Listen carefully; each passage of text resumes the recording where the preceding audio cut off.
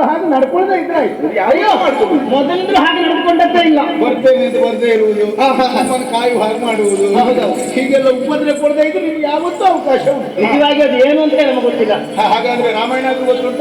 ರಾಮನ ಜೀವನ ಕಥೆ ಒಂದೇ ವಾಕ್ಯದಲ್ಲಿ ಉತ್ತರಿಸುವುದಿದ್ರೆ ರಾಮನ ಜೀವನ ಕಥೆ ರಾಮಾಯಣ. ಅದು ಕೇವಲ ಶಬ್ದಾರ್ಥವನ್ನು ನೀವು ಹೇಳಿದ ಹಾಗಾಯ್ತು. ರಾಮಾಯಣ, ರಾಮ ಅಯನ ಅಂದ್ರೆ ರಾಮ ನಡೆದು ಬಂದ ದಾರಿ. ಆದ್ರೆ ಅದರ ಪೂರ್ಣ ಪರಿಚಯ ಆಗಬೇಕು. ರಾಮಾಯಣದ ಕುರಿತಾಗಿ ರಹಸ್ಯಂಚ ಪ್ರಕಾಶಂಚ ಅಂದ್ರೆ ರಾಮಾಯಣ ಎನ್ನುವುದು ಎಲ್ಲರಿಗೂ ಗೊತ್ತಿದೆ, ಗೊತ್ತಿದ್ದ ಎಲ್ಲರಿಗೂ ಗೊತ್ತಾಗಬೇಕಾದದ್ದು ಉಂಟಂತೆ. ಆ ರಾಮಾಯಣವನ್ನು ಕರೆಯುತ್ತಿರುವಂತಹ ಸಂದರ್ಭದಲ್ಲಿ ಪ್ರತ್ಯಕ್ಷ ಬ್ರಹ್ಮನೇ ಬಂದು ಈ ರಾಮಾಯಣವನ್ನು ಬರೆದು ಮುಗಿಸು, ಅದಕ್ಕೆ ಅಮರ್ಥ ಪ್ರಾಪ್ತಿಯಾಗಲಿ ಎನ್ನುವ ಆಶೀರ್ವಾದ ಮಾಡಿದ್ದು ಮಹದ್ಗ್ರಂಥ. ಈಗ ನಮಗೆ ಸ್ವಲ್ಪ ಹೇಳಬೇಕಲ್ಲ, ಅದನ್ನು ಗುಣವಂತ ಆಯ್ತು. ಹೇಳ್ತೇವೆ. ನಿನಗೆ ಗದ್ಯ ಆದೀತ ಪದ್ಯ ಆದೀತ?